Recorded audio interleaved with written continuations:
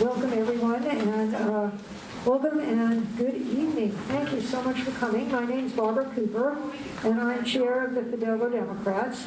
And thank you for joining us in person. This is the first time in several years, as you know. It's just wonderful seeing human beings and people with not on a screen. So thank you all for coming. Really appreciate it.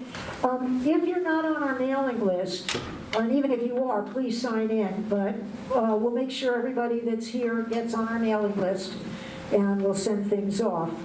We're not one of those people that you'll get lots and lots of emails from, so don't worry about that. I do want to say there are some wonderful cookies in the back. Thank you, Rita Sullivan. She is wonderful. And Sarah made some coffee and some hot water for tea. So under her direction. Right. I take full responsibility if the coffee tastes awful. All right.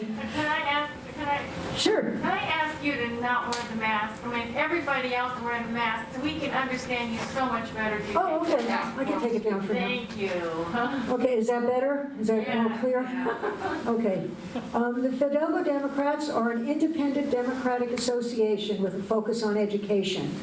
And I'd like to remind everyone that we are not a PAC. We cannot endorse candidates or contribute to their campaigns. However, we don't charge dues, so at some point we will pass a basket, and if you would like to contribute, that's great. We use the money mostly for coffee and various things. But also ask folks to, I just hear some, if you can turn off your cell phones. It's luckily it's not mine, but it could be. Okay, well, I'd like to start the meeting with an acknowledgement. And we, the Fidalgo Democrats, acknowledge that we gather on indigenous land, the traditional territory of the Coast Salish people, specifically the Samish and the Swinomish people, and pay our respects to elders past, present, and future. Our next meeting will be February 14th.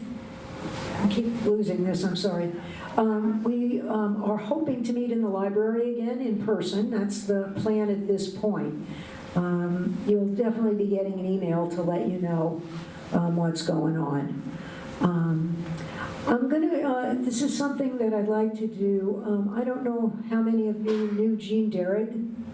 He was quite an active community person in many areas. He died on December 15th. And so I'd like to do a little tribute to him, just read a little bit about what he did for our community. He was, on a personal level, I was getting a lot of wonderful emails from him all the time on things that I should read. And so he was always trying to educate, not just me, but a lot of people as well, and it was great. He'll really be missed.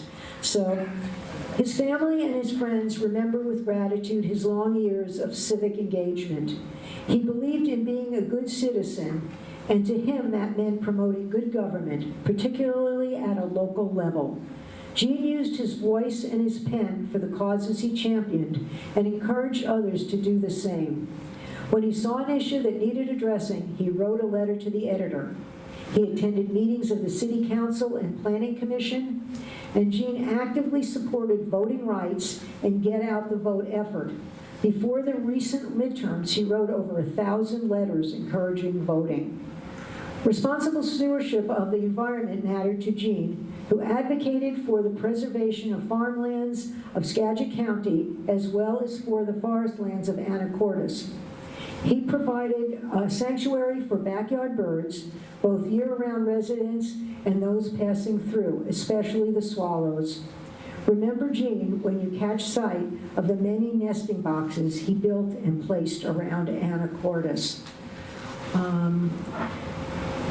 Like I said, he was a very active man, and we send our condolences to Marilyn, his wife, who is also a community activist, and he will be missed. So, anyway, it's a sad situation. But before I introduce Danny Hagan, our assessor, I would like to ask if there are any elected officials, Democratic Party officials, including PCOs. Please let me know, raise your hand, and please stand up and introduce yourself. Hi, I'm Carolyn Moulton. I serve on the Anacortes City Council at large Great. position. Thanks. Thanks, Carolyn. Yeah. Jackie Brunson, Sketch County Treasurer. I'd like to introduce my husband, who's a new PCO to look out. All right. All right. Thank you both for coming.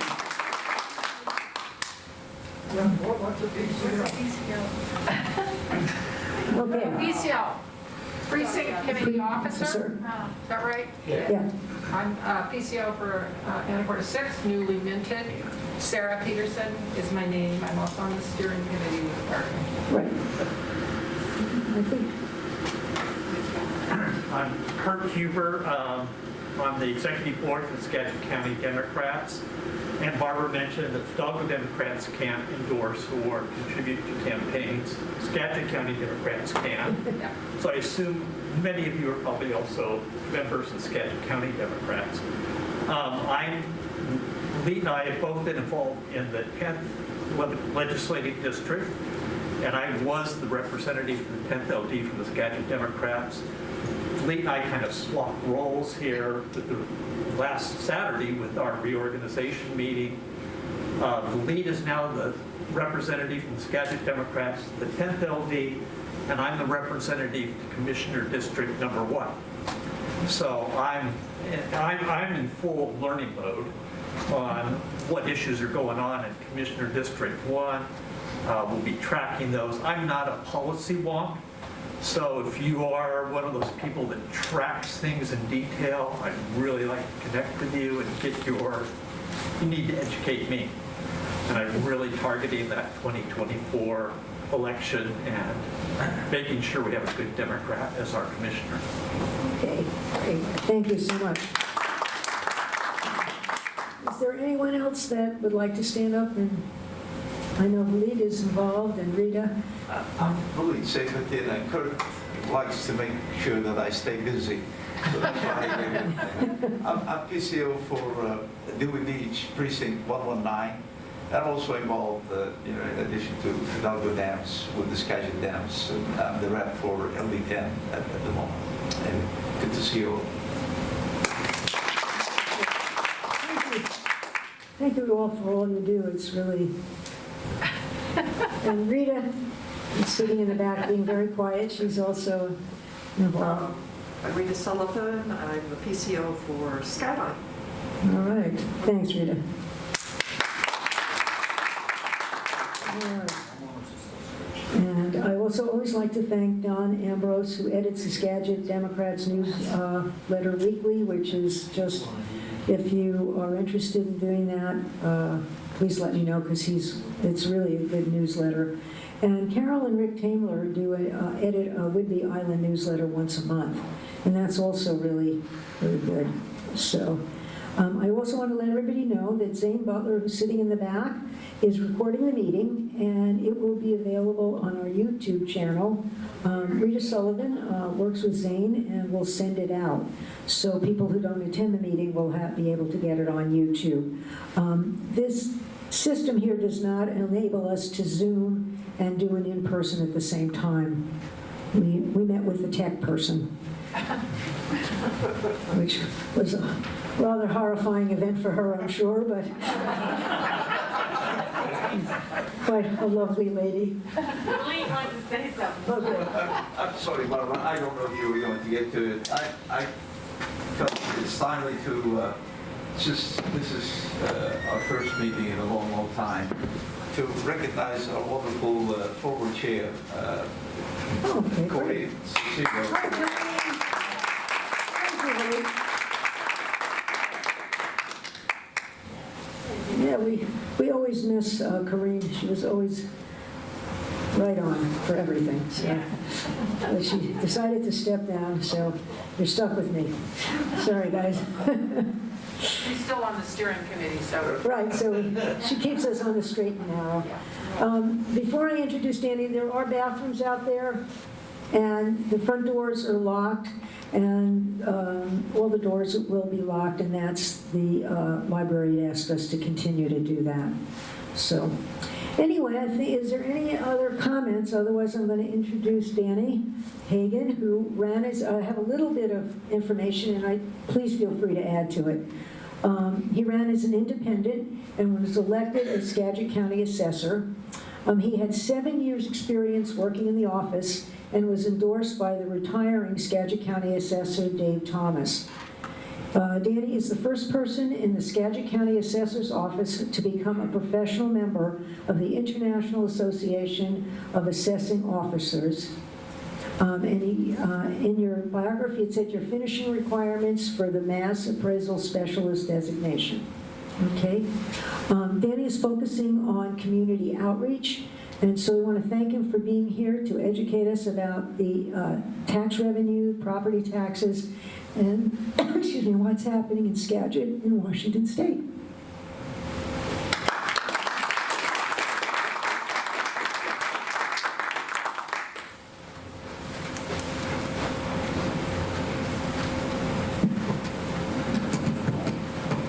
Decided to pull this out.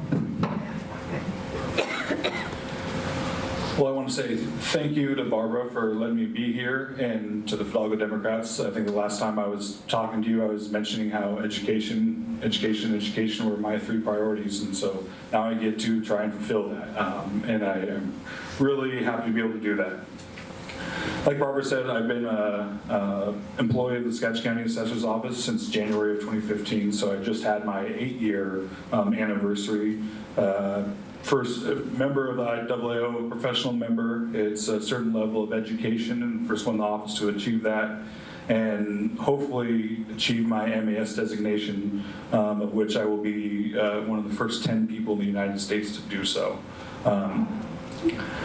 My father was the chief deputy assessor for Skagit County under Mark Leander for quite a while, from 1994 till 2009. My mom didn't care much for listening to what he had to do at work, so I was a lucky kid that learned what a bell curve was before most kids knew their multiplication tables. I want to talk about 3 things today. One is just property tax in general, and what it is, how it works. 2, how it's administered in the state of Washington. And then just a little glance at what that looks like here in the city of Anacortes.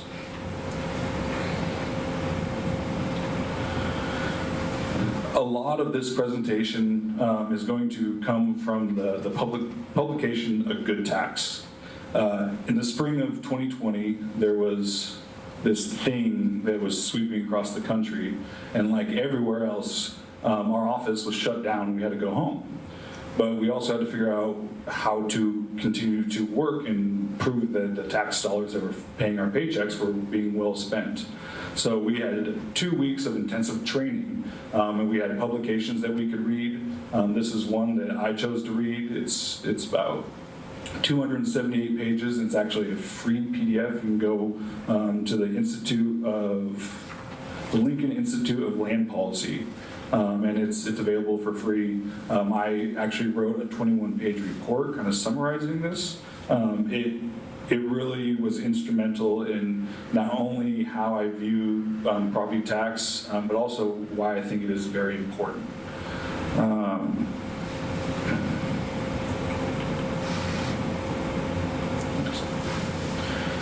So why is property tax a good tax? Number 1, transparency.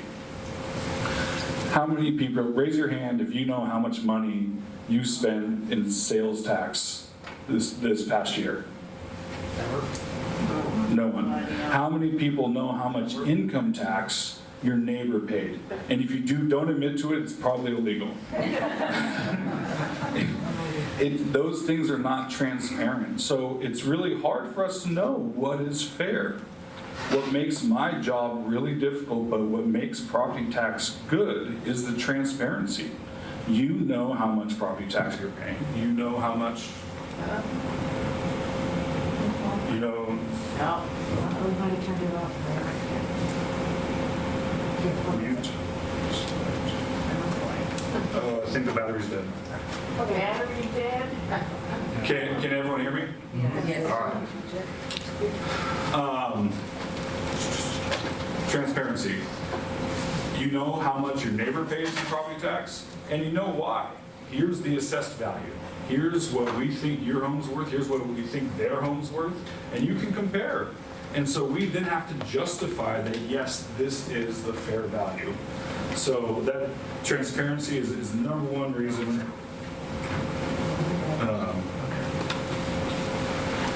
This is the third time I've given this speech, and I change it up a little bit each time, so I need to remind myself I still need to look at the notes occasionally to make sure I'm not missing anything. Second thing about property tax is accountability. It's local accountability. This is the tax statement from 22 property tax statements from a member of your club that lives here in the city of Anacortes, who is a good friend of mine, and I know they would not be upset using them as an example. But these are where your taxes go. You have the city of Anacortes, which we have a council member here that gets to decide if that money, how that money's spent. And you get to decide if it is spent wisely or not. You have Skagit County, commissioner districts, District 1. There's your voice for Skagit County government. Conservation futures, Medic 1 services, hospital district. You have a Fidalgo recreational district. I believe that's also, there's commissioners that you vote on to elect to that. There is accountability in having locally elected taxing districts. And obviously, school district. And everyone knows that when it comes to property taxes, a big chunk of that is to education, in part locally and in part to the state. And again, the people running at the state level are elected. It's just our votes don't mean as much. I looked up the last race for the Anacortes mayor, and there was under 8,400 votes. So your vote in that is pretty powerful. It makes a difference in these budgets and whether they're being used efficiently and whether people want it to be up or down. Everyone wants it to be more efficient and to know they have some control over that. And then obviously last Washington State governor's race, our vote was 1 in over 4 million. So even that, our vote does not have as much pull. Lastly, efficiency. Along with being local for accountability, it's efficient when it comes to how money is spent. It costs money to send it to Olympia and then have them bring it back to us. It costs even more money to send it to Washington, D.C. and have it come back to us. And every time it comes back, there's going to be strings of how it needs to be spent. And that is one major benefit. Check. One major benefit, not be so loud again, of property taxes. It is a local tax. It stays mostly inside the county. It does partly go to the state, and that's it's a really good system, and it allows people to have a voice in how their money's spent.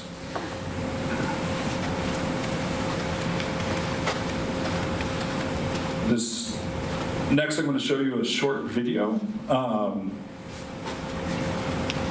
Again, check the notes. Yep, got it. After my dad was the chief deputy assessor in Skagit County, he ended up finishing his career down in Cowlitz County as the chief appraiser. And I want to thank Cowlitz County because they contracted with Rick Stewart, who's one of the best mass appraisal teachers in the country. He's based out of Kansas and now retired, unfortunately. But I was lucky enough to take at least 2 classes from him, and he's put this video together, and it does a really good job of simplifying kind of how we do what we do in our office.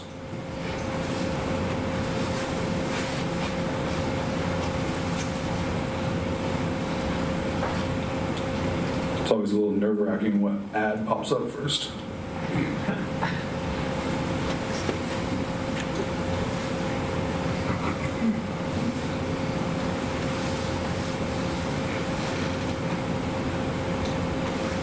I did not troubleshoot for volume. Let me see if I can just play it on the speaker.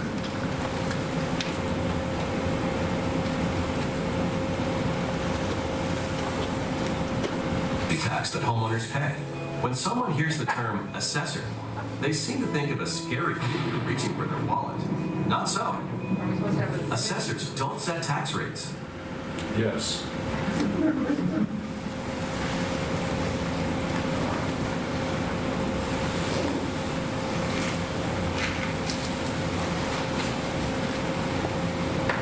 Is it controlled here what screen projects?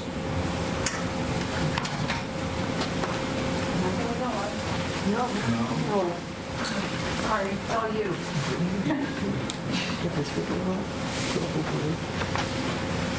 There you go. Where do I just minimize this?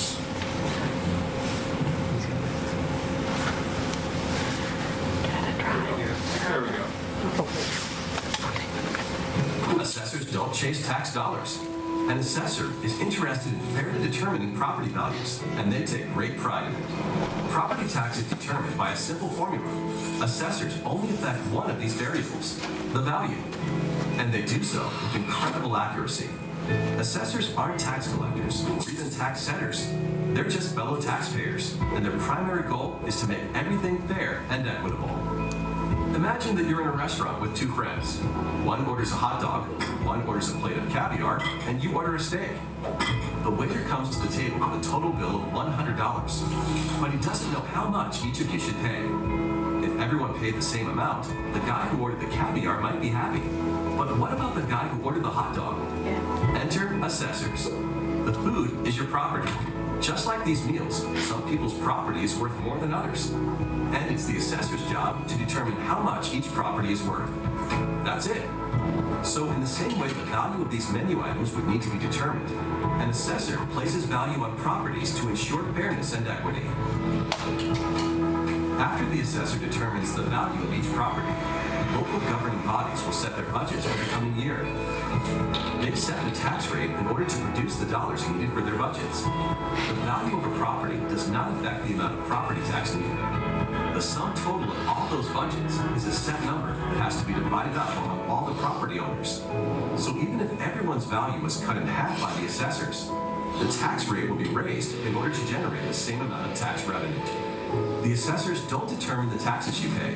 They just determine the values of properties to keep everything as fair and equitable as possible. When you notice a change in your property's assessed value, that change is the result of a never-ending quest for fairness and accuracy.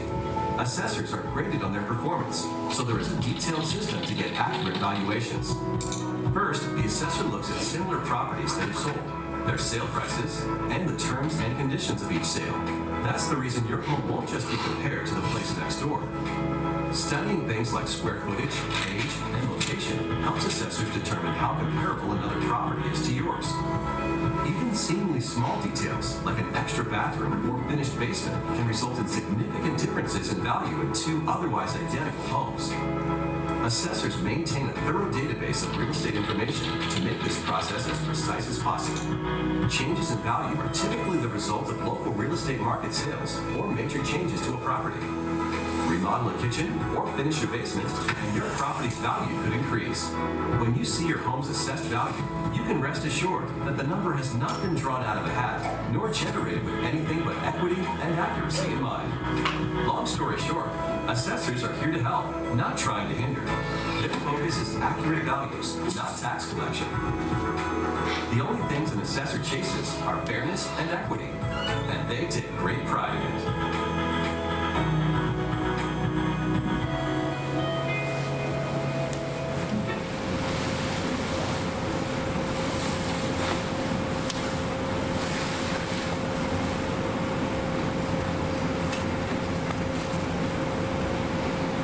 And we're back.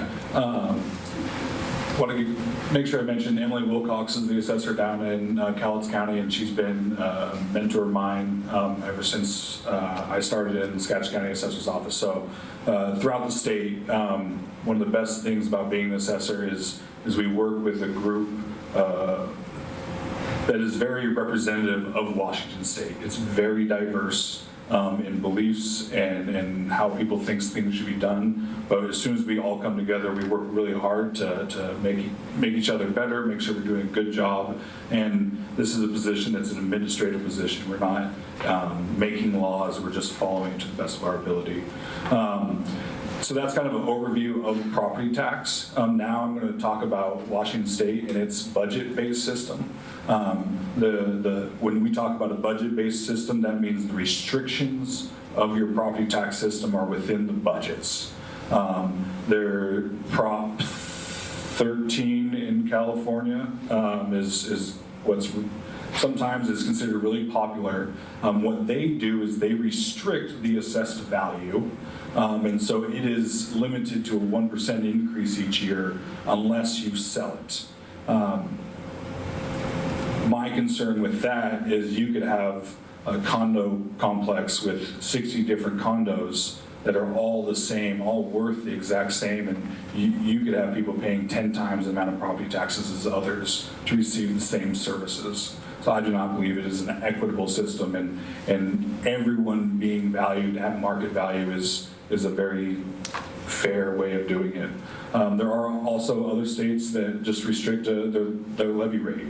Oregon is a rate-based state. So as your property value goes up 20%, their budgets are going to go up 20% unless there's a change made by the state legislature.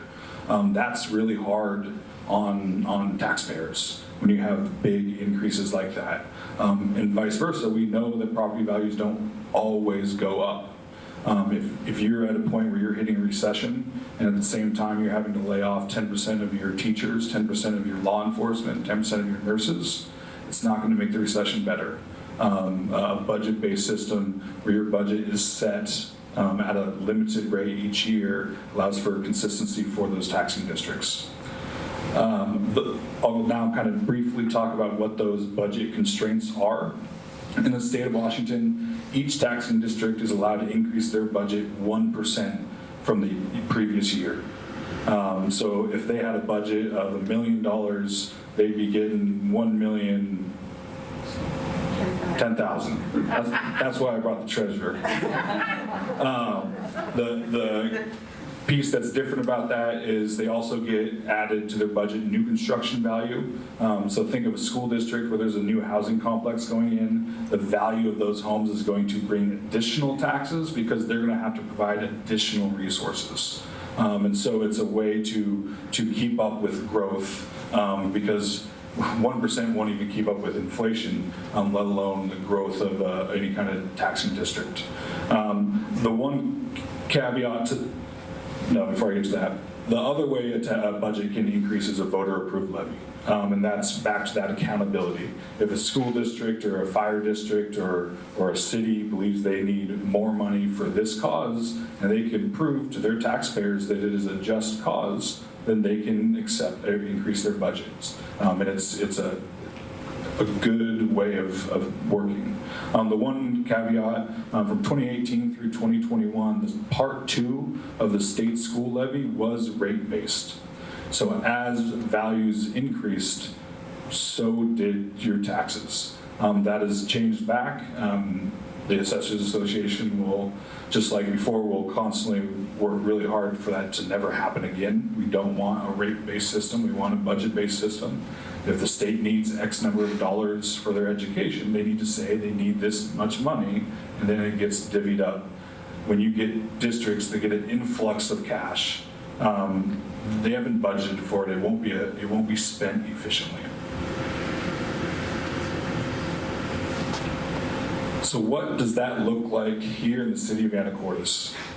If you'll see, this TCA is our tax code area. That means, I also know Wahkiakum County is currently suing the state of Washington because they've had levies that have failed to pass year over year, and so they are in buildings that are not suitable to teach children. And according to the Constitution, that's not legal. So again, it's a complicated thing, and I'm glad I'm just an assessor and not trying to figure those things out.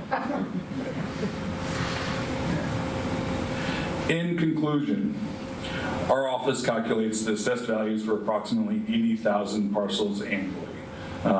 We do this by physically inspecting about 1/6 each year, so we're on a 6-year cycle. And then using statistical analysis, we revalue the other 5/6 of the county. The taxing districts then calculate what they're legally allowed for in a budget. We get that budget, we divide it by the total assessed value of their district, and it calculates the levy rate, which we are getting ready to certify, so tax statements can go out in March, Well, February. there's mandated to be out by March 15th, but we usually get them out by the end of January, first part of February. We have a good treasurer. I want to touch briefly on our senior and disabled exemption program. State of Washington does not have income tax. And so because of that, it does rely pretty heavily on property taxes to fund the taxing districts, which you do not get a reprieve from when you retire. So this program is not for every retiree, but if you are over a certain age and under a certain income, you can contact our office, and we can see if you meet the criteria, and if you do, you will get an exemption from that portion of your property taxes. I'm not going to speak too much about it because we do have someone that knows a lot more than me. Really quickly before I'm done, I want to say thank you to Ida, who's here from the office. She's one of our admin specialists, and again, knows a lot about the senior program. And then appraisers Clint and Tim, who are some of the people that brave the rough streets of Anacortes and the other parts of Skagit County to make sure that we're picking up value and making sure it's equitable. Lastly, there's the appeal process. Every year when you get that change of value notice right around Halloween, it's not because we're trying to scare you, but it's kind of ironic. You have 30 days from that statement to let us know that you disagree with that value, and you have every right to do so.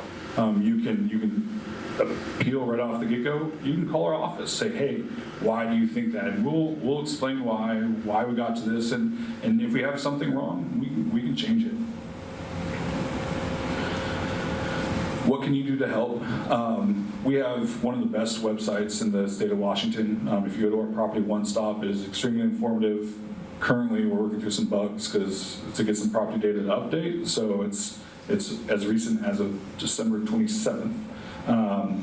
Go on there and review your property data. Almost all the information we use to value your home is available on that website. If we have it wrong, we will love to get it corrected, because not only does it determine your value, but if you sell your home, we're going to be raising all your neighbors' values based off of that data. So we want accurate data all around. We do have the option for an e-notice if you want to get your change of value notice electronically. That is now an option. And also talk with your neighbors.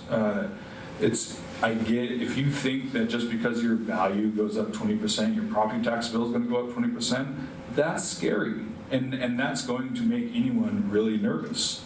That's not the case. There's times where values can go down and taxes go up and vice versa.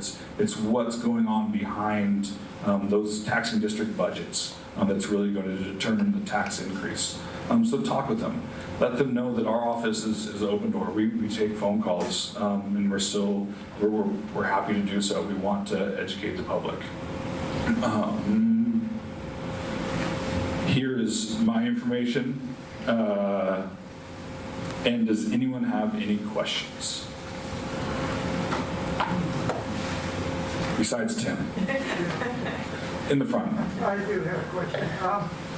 Could you kind of go over, just with a hypothetical example of how you do an assessment for a house, say? And you say, generally, you look at the neighbors. How far do you look for neighbors? How do you go to Zillow? Do you, go 5 miles in each direction, or? There's more details on exactly what the process is. Those are really good questions. I really appreciate those. It helps because I have been in the office for 8 years as an appraiser. So this is what I've been doing. I've been an analyst. The appraisal process, when we go to inspect a home, the main things we're looking for is square footage, finished area, basements, any outbuildings, And then we have what we call a quality rating for the construction of the build, which is usually pretty consistent throughout a neighborhood. How do you know that, what the quality is?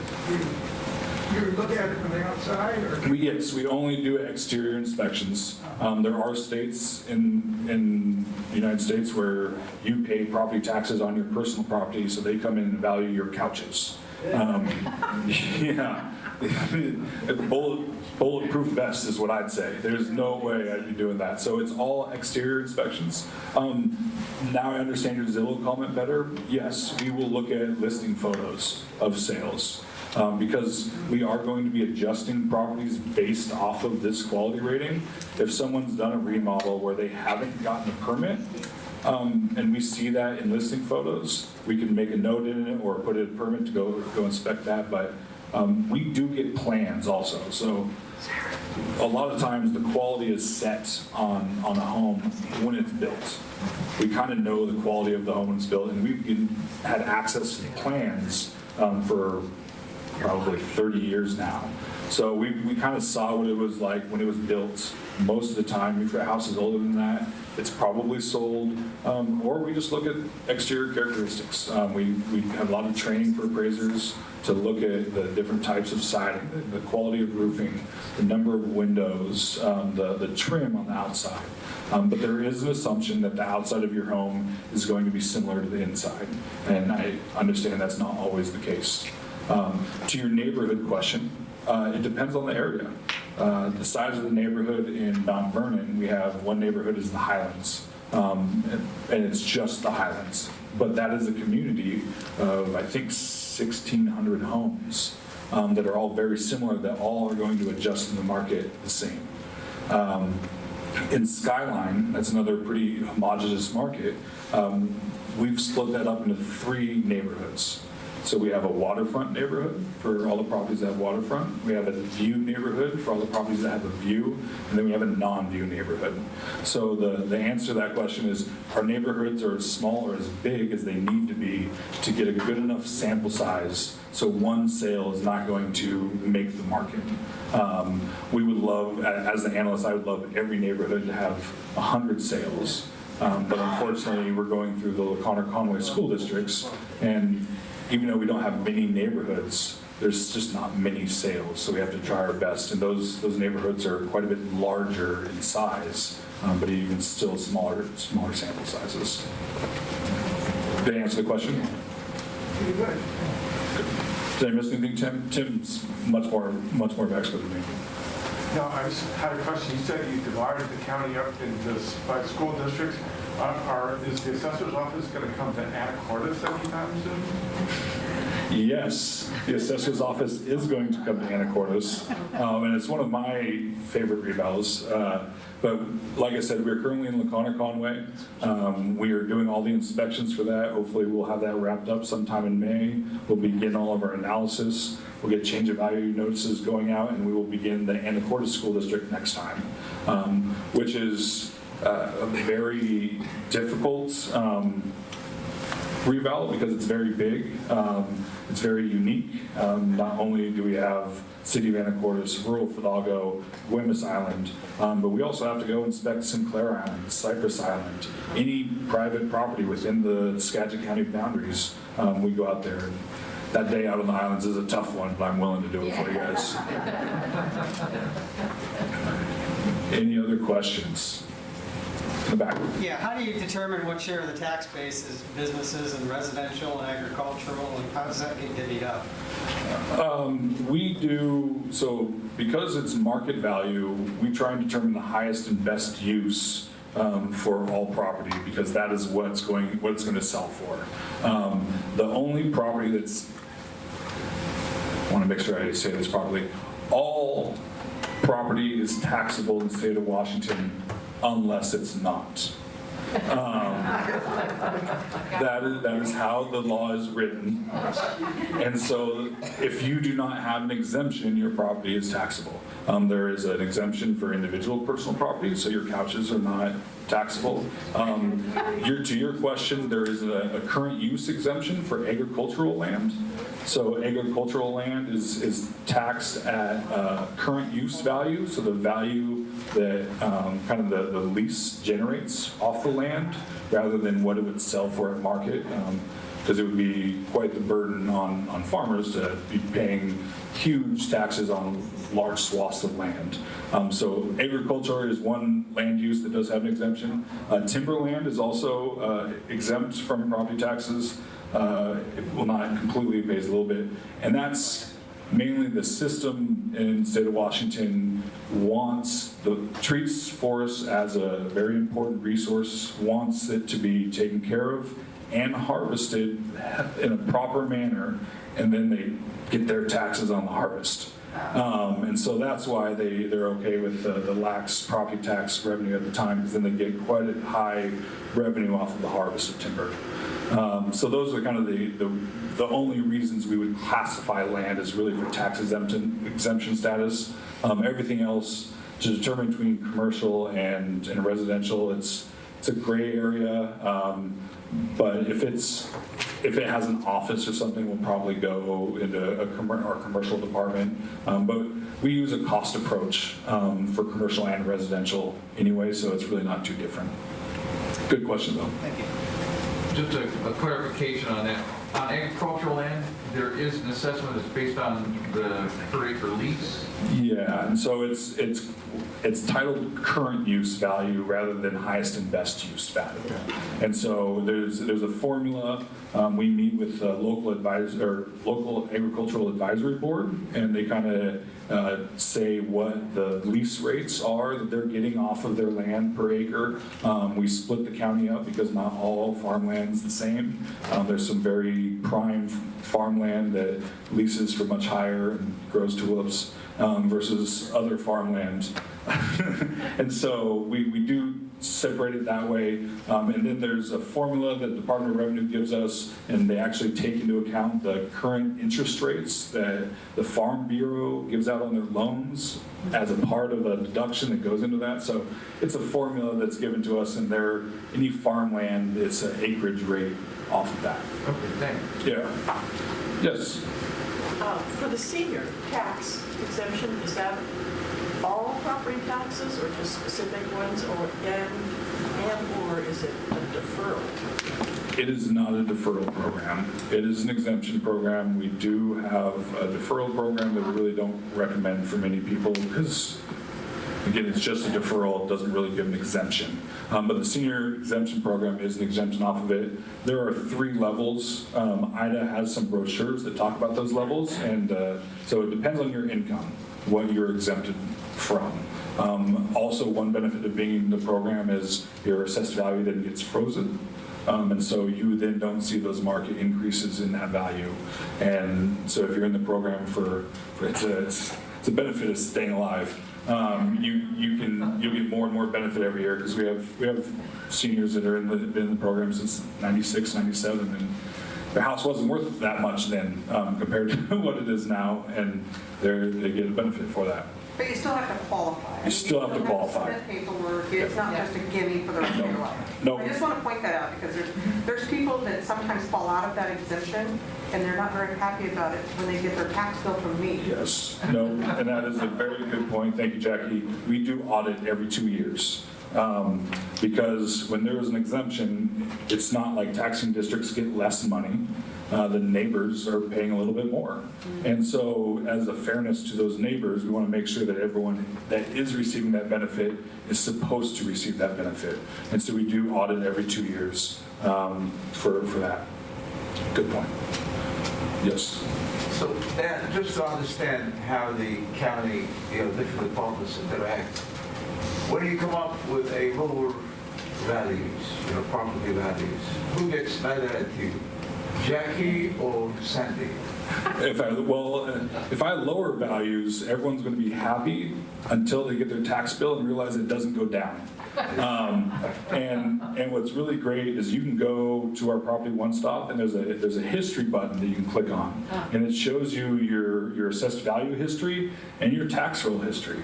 And what's really great is we are just coming out of a historic time of change. Right before that was a historic time of not change. And I think for most of your values, there will have been 3 years of steady value, and you can look back and usually at least 4 or 5 years of a declining assessed value, and you'll notice those taxes do not go down. There's a little caveat to that, and whenever we talk in averages, but values shift. The slide where it showed the levy rate last year didn't increase or didn't decrease quite as significantly with the assessed value, and part of that was last year, so this would have been the values of 2021, commercial values were suffering. So even though residential home values were doing really well and everyone could rent their rooms out and all that, retail, office space really were declining. So those values went down and it created a shift. The other thing that's a part of that for the Anacortes School District is the refineries. Historically, they've been valued or assessed anywhere between $500 and $700 million. And then one just sold for $350. Ooh. And everyone thinks we're always low. The refinery, we have to be equitable. And so those values have had to be lowered to what that market value was. And it wasn't anything about being fair, is we have to be able to prove it in court. And refineries have really good attorneys. And so we didn't want to waste a lot of taxpayer funds trying to defend a value in court when there's a sale of a very public sale of what it sold for. So that value has gone down from historical assessed values. But luckily, the residential values have gone up enough to not make that a huge shift. Yes? I just want to thank you and your office for the help that you've given the city of Anacortes in facilitating our levy lid lift and our utility bill discount program, which for people here, we're currently working on revising that and making it more accessible to people. And your office has been really helpful with that, so thank you. You are very welcome, and I can't take barely any credit in that. I was extremely lucky to inherit Annette DeVoe, our Chief Deputy Assessor, who is one of the best in the state. Hands down, she is incredible, especially when it comes to levy laws, and we want to be a service to not only taxpayers, but to any jurisdiction, any taxing district that needs information. If you see a levy proposal, we would love to have worked on that verbiage just to make sure that what gets passed is what really was meant to be passed. I think right now an issue with how they worded the child care levy that they wanted to pass, and now there's a concern whether it should be based off of the total dollar amount that they asked for or the rate that they asked for. And those are things that if they would have talked to the assessor beforehand about how to word this to get what you want, it'll work. And our office, like I said, is an administrative office. We can work with anyone for any purpose. We have publicly available data, so we don't have anything that's restricted to the public except for some business information is proprietary. So that's the only thing in our office that really is not available to public records requests. Yes? Do you differentiate homes that have the duplex or homes that are also Airbnbs at certain times of the year? The duplexes, yes. And we do that because we want those to adjust in a market with other duplexes. So we try and break multifamily off of single residence. We try and also break out condos. The Airbnb is a new revelation, and I know this is probably going to be a shock to everyone, but government's not the fastest to react to things. I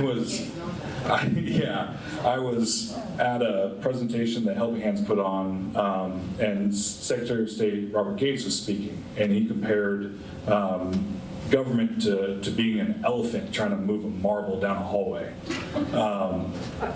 And so we're not the quickest. And that is something that we're working on. How do we track that? It's not permanent. It's hard for a senior exemption program just to make sure that people live there, let alone rent it out for some amount of time.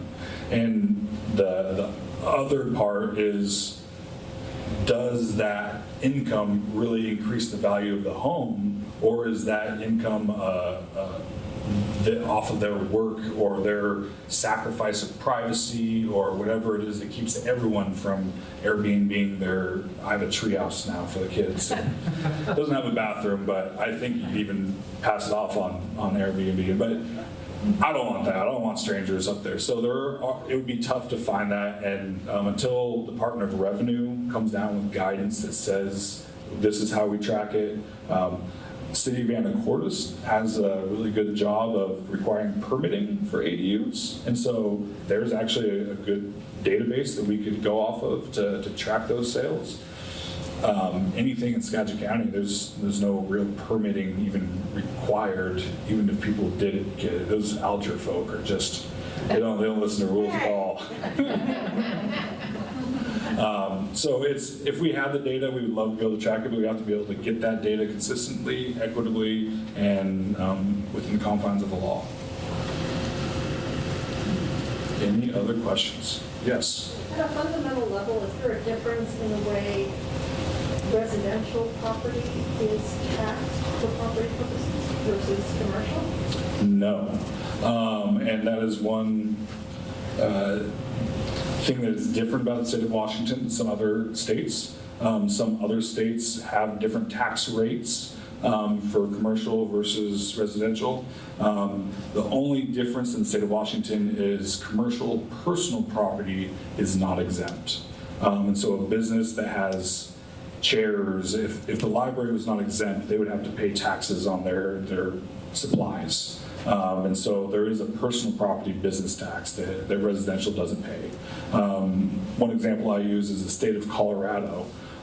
They actually, it's a budget-based system, and 30% has to be paid from commercial and 70% has to be paid from residential. And no matter how that shifts, those levy rates adjust to make sure they're meeting that. So there are different ways of doing that. What becomes very tough is then the assessor's office has to determine if it's residential or commercial. And there's some gray areas. If you have a farm stand out in front of your house, does that make it a commercial farm operation? So you're saying there are reasons why a commercial property is taxed different, is what I'm hearing? No, our office values them differently, mainly based off of training. The requirements to be able to value a hotel are different than single-family residences. So we have 2 commercial appraisal staff that do our commercial appraisals. And so when I talk about how we value it, it's really which staff are we going to be using to value that property.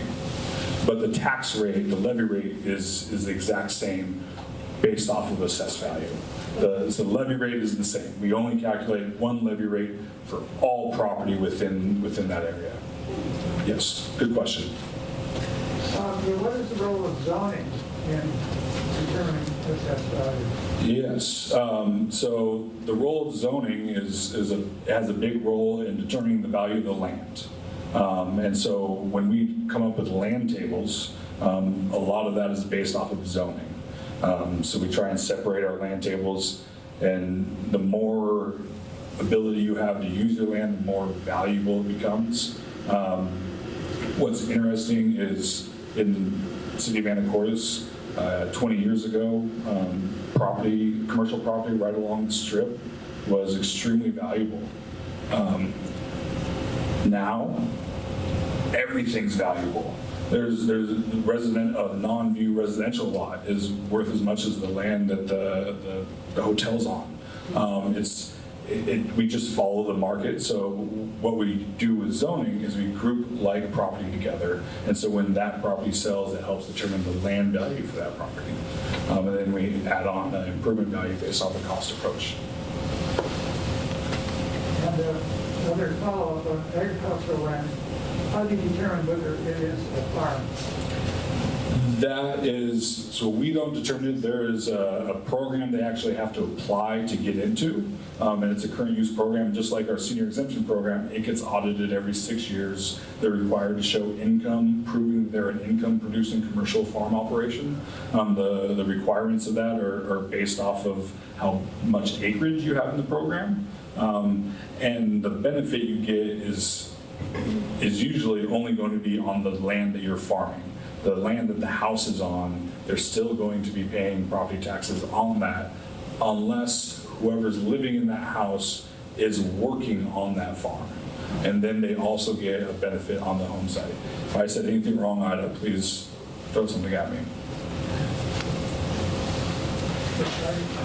As a taxpayer, I support giving the farmers a break because I think that I'm not a farmer, but I appreciate that we have farmland. It's an amenity that I'm willing to subsidize. Yep, and if they were paying more in property taxes, it would just go right to everyone in here and you pay more for your food. The farmers are not making enough profit margin that would be adjustable. So anything that they end up having to pay gets passed on to the residents anyway. It's a really good point. What about the school levies in the different districts? How is that working? I'm kind of curious how that, because as properties values go up, the levies don't go up. Yeah, and that's one of the negative views of property tax is that it's not fair to fund education that way. And that is a view that I had until I read a good tax. And I realized that the issues aren't with property tax, they're just with using any local tax to fund education. If you funded it locally through sales tax or income tax, it would actually be worse because there wouldn't be the consistency that property tax provides. Again, I don't have answers. The legislature, that's what they decided to try and do with the McCleary decision. So now half of the money you pay to schools goes to the state, and then they give it out what they feel is the most equitable way, and then the other half is local. And I do all the data I've seen, you do need to keep education funded locally, because as soon as all the money is going to the state, people want to stop paying for it. The people in Anacortes are proud of their school district. They're proud of how it works, just like the people of Concrete.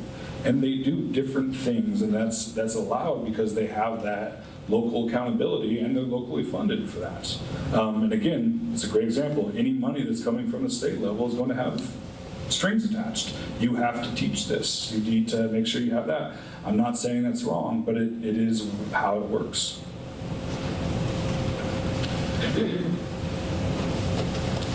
Jackie, did you want to say a few things? Well, if they let me, I always have something to say. Along the lines of what Danny, I'm sorry, I stepped on his foot. Along the lines of what Danny's talking about, I made a few copies of this. This is the distribution of taxes and assessments for 2022. This is where your money went. So as a tax collector, like I heard Danny say something, or his video was like, "I'm not a tax collector." Well, I am. And She wasn't supposed to hear that. so we collect your taxes and we distribute them. And some people are surprised to know, and I think I've told you guys this multiple times when coming out here and campaigning, is the treasurer's office is more of a regional position rather than a county position, because we're collecting taxes for everyone. And if you guys want to pass those around, you'll see on there that only about 11%, I think it was, of the money that we collect actually goes to the county general fund. And then also a small portion goes to county roads. The rest is schools, hospitals, fire districts, cemetery districts. And so we collect those taxes for everybody and we distribute them. And like Danny mentioned that we have money also that we send to the state and then they send it back. And so anyhow, along those lines too, I wanted to mention the property tax statements, which Danny said are going to be going out shortly. This is mine, and I printed this off today. This is mine from this year. And I was pointing this out to Danny before the event started here tonight. My personal property tax valuation has gone up 52% in the last 3 years. And you can bet I appealed it, and you can bet I didn't win. So. I was the appraiser and analyst for all those years. So anyhow, but that's not really the reason why I brought the property tax statement, because really the only thing I really wanted to talk about tonight, because statements are getting ready to go out and people will be starting to make payments, I have a few pointers on how to help us help you. Right? So you'll get your statement. It'll look like this. There's 2 coupons, the first one and the second one. Most people don't realize this, but it's not exactly half. We have a goofy database, right? That's the best word I've heard for a long time. So we use the same database. Danny's office uses it to assess valuation. We use it for taxation. So they're entering the values, we're entering the levy rate. Well, we're entering some of the levy rates and making sure that you're taxed appropriately. So the one thing I also wanted to point out on the statement is Danny talked about your history. You can look that up online. It's very easy to use. It's very user-friendly. Right now, there is a little bit of an issue with it because of our fabulous database. It's not uploading our current information. Like Danny, it didn't get past me that you said it's current as of December 27th. Yeah. So the information is current as of December 27th, and any recent information, for instance, if you've made a property tax payment since the 27th, it's not going to reflect that. And we are having some problems with our software company, and it's supposedly... We're working on it. We're working on it. That's what they keep telling us. Sending out lots of emails. So there's a little bit of history here. We always have the current year and the previous year, so you can kind of see how the change is.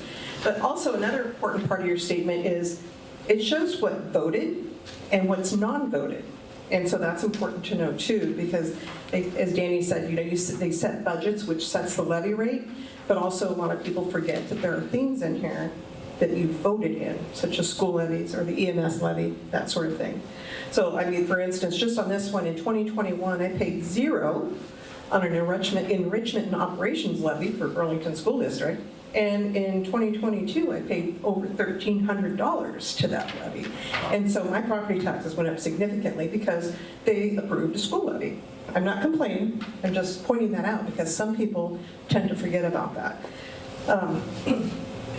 So there's a lot of information on here if you look at your statement, and I encourage you to do that because, like Danny, when I first got elected, I really wanted to educate people because I've been in county government for over 30 years now, and so I know a lot about how it operates. And there's a lot of people who I know are significantly older than I am that know a lot less than I do about county government. And it's your government, and it's your tax dollars. And I think it's important that people know where that money's going and how it's being spent. And that you have control over that by who you vote for. Danny and I have very little legislative authority. The only thing I have control over is my debt policy and my investment policy. And I think you have less. Yeah, I look at that. And so there's very little that we can do. That's why, it's important to me that people know. They can call and complain to me and my staff about their property taxes, but all I do is collect it. That's all I do. I collect it and distribute it. So I'm not the bad guy. So, anyhow, that's my soapbox. Now I have a few other things I wanted to talk about. I talked about we're tax collectors. We prepare the tax statements. That is That's oversimplifying things, but, and it takes us all year to collect. Most people pay their property taxes in April and in October. We have some people that pay them all in April. The way the law is actually written is your property taxes are due April 30th. But if you pay half on April 30th, they'll let you pay the second half on October 31st, or the first working day after. So, excuse me, anyway. So we do property tax collection, cash management. So we act as a bank for all those taxing districts that I was talking about earlier, cemeteries, port districts, school districts, hospitals. We act as their bank. Our bank fees, this was a whole nother story and a whole nother evening topic. I love talking about this stuff. But our bank fees, the first year I was treasurer, were about $100,000. And so we've been working on getting that. This year, we'll pay almost nothing. But a lot of that too is because of the rising interest rates, which is another topic. Anyhow, so we do cash management, we do investments. So a lot of that money that we collect, we turn it around and we invest it. Right now, we have about a $500 million portfolio that we manage in my office. A large portion of that is the bigger districts, the school districts, hospitals, the county. What we invest in is available on our website, if you guys are interested in looking at that. We just had a meeting with the Finance Committee today, and we're redoing our investment policy that will allow us to invest a little bit longer than we're allowed to now, to help capture some of those higher interest rates and hang on to them. We also do debt management, so we manage the bond payments for the fire districts and school districts that have bond issues out there. Then we also act as an agent for the DOR to collect excise tax. So when you sell your house, you have to pay excise tax on it. We collect that in our office. So I mentioned earlier, we only send statements once a year. I love it when people call when they're late with their payment in the second half, and they say, well, you didn't send me my statement the second half. And you got it in February. Anyhow, it's a cost savings. And like Danny mentioned, e-notices. We encourage people to sign up for e-notices because that saves us money. Because we're not paying postage on sending you your tax statements. You get them in your email box. If you sign up with Danny's on the valuation statements, you'll automatically get your tax statement via e-notice or vice versa. So right now, out of the 80,000 parcels in Skagit County, there are about 8,000 people signed up for e-notices, and we'd really like to see that get bigger. So I would encourage you guys to do that. If you pay your taxes through your mortgage company, we still send you your tax statement. The mortgage companies receive your tax information electronically. So they contact us around tax statement time, and they'll say, can you send us your file? So we send them the file. They extract all the homeowners that are on their rolls, and they pay your taxes automatically. So we don't send statements to mortgage companies, and you get them. Because we inevitably every year get these calls, well, I paid my house off this year, and I didn't get a tax statement. You sent it to my mortgage company, and I don't have it. It's like, no, that's not an excuse. So you still get your statements even if you pay your taxes through your mortgage company. I like to tell another story.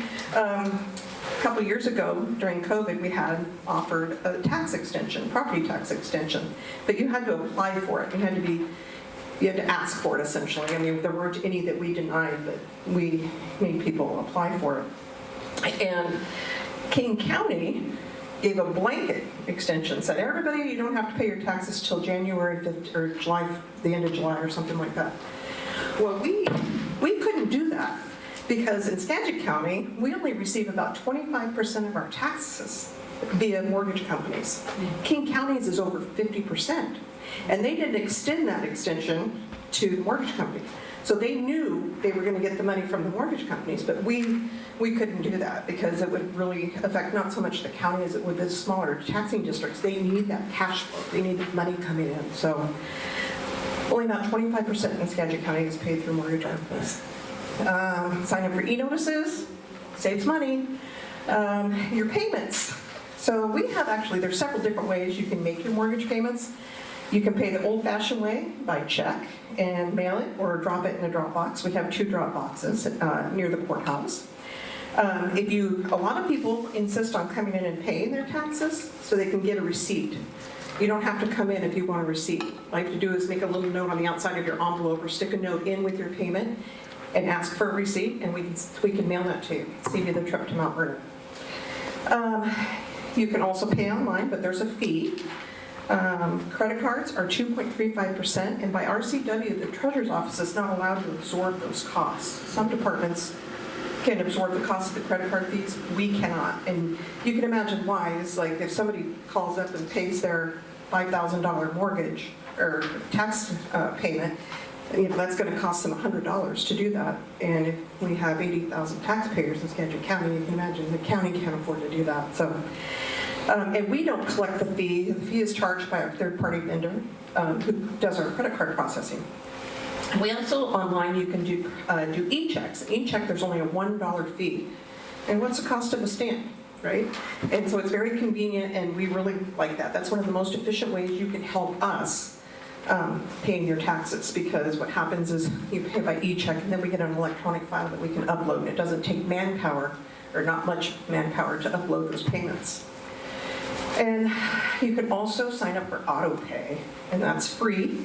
And I know a lot of people are distrusting of the government, and they don't want the government to have access to their bank accounts, but really, it's really one of the most efficient ways for us to collect your taxes, and you can sign up for it, and on tax day is when we go and we can take that money from your account.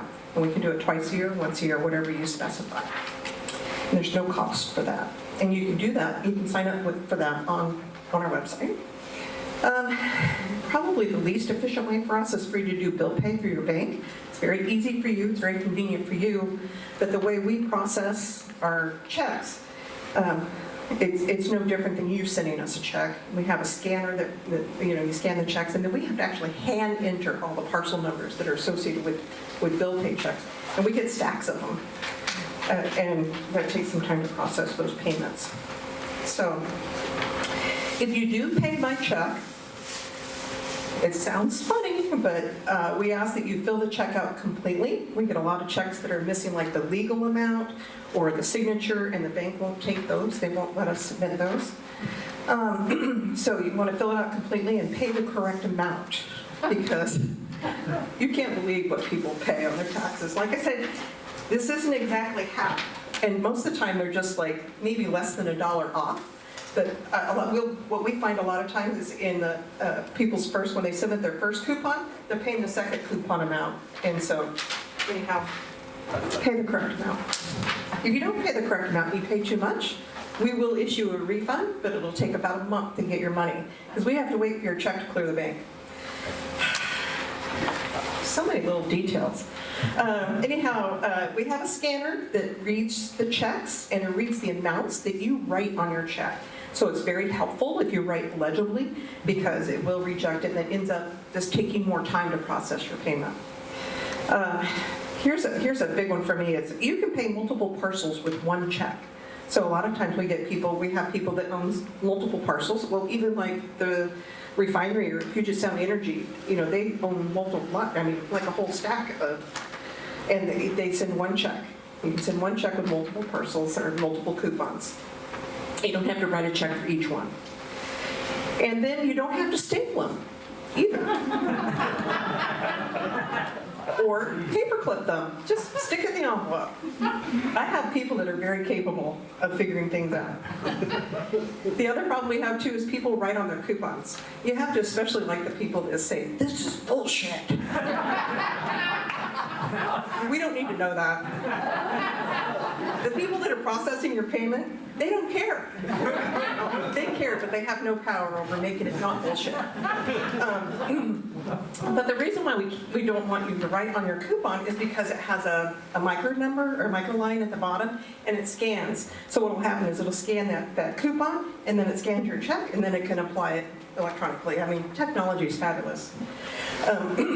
I did get one from Anacortes one time that said, "Give Anacortes all of this money to fix the roads." Okay, we'll do that. I have a whole drawer full of love notes.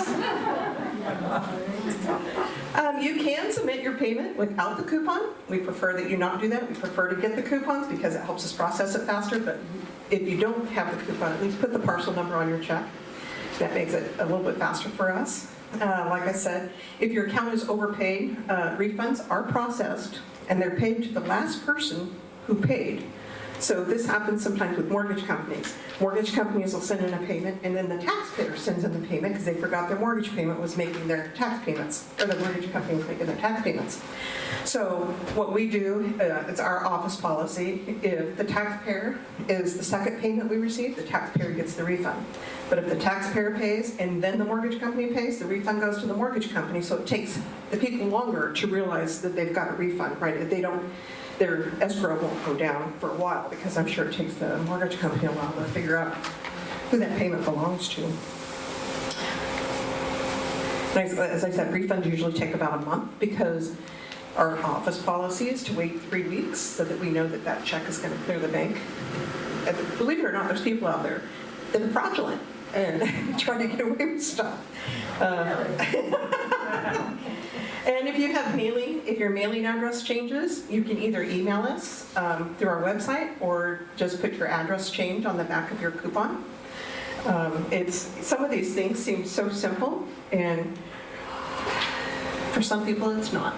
So those things make our life much easier in the treasurer's office, and it seems, eventually it saves us and you money, right? Because it's not going to require as much, it's not as labor intensive to process those payments. So anyhow, that's kind of what I just wanted to briefly talk about tonight, since tax season's coming up pretty close, our favorite time of the year. It's a very busy time of the year for us. So anyhow, does anybody have any questions?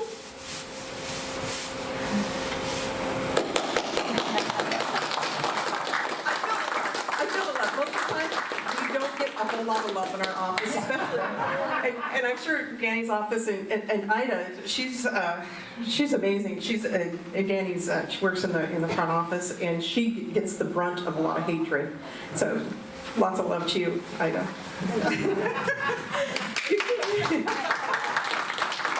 Yeah, and I just want to thank all of you for letting us come to these meetings. My husband and I really enjoy these meetings, and I'm so happy. I don't know how many of you were on the Zoom call, but I'm so happy Danny got elected. He's the right person for the job. Very right, and looking forward to working with him for the next 4 years.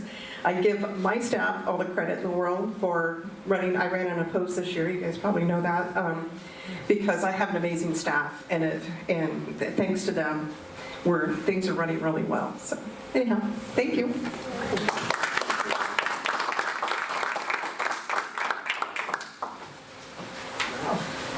We have two very competent people here, Danny and Jackie, so thank you both for coming.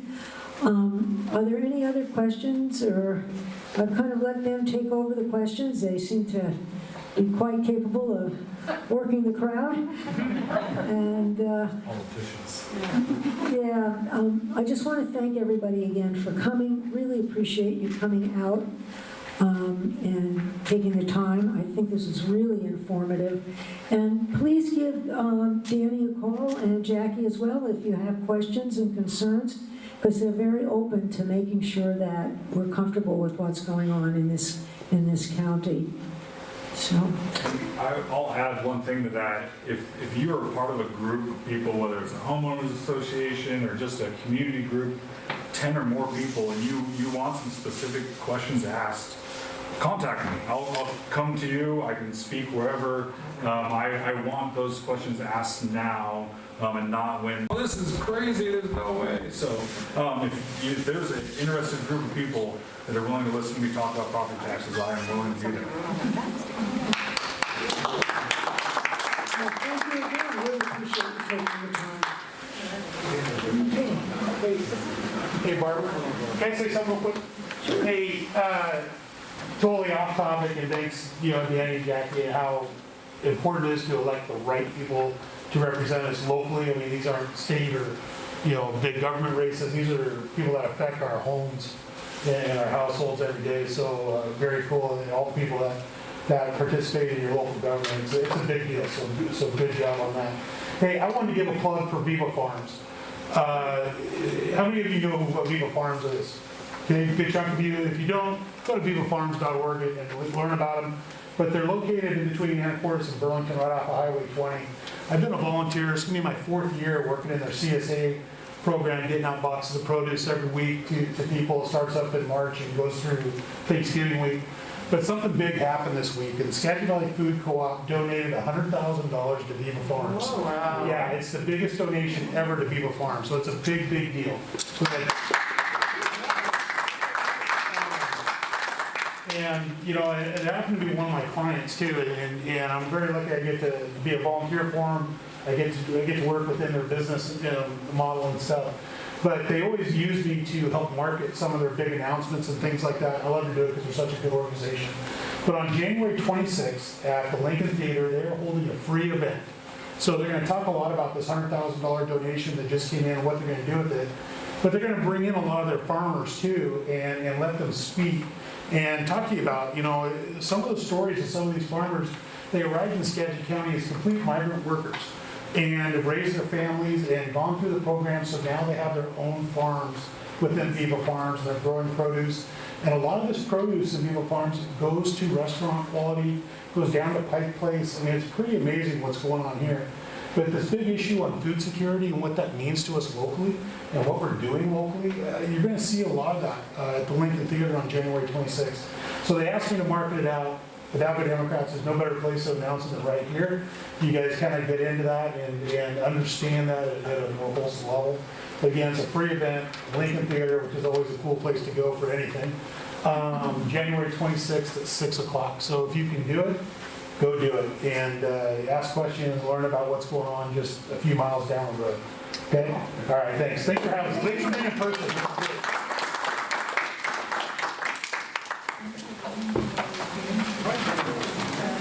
Barbara.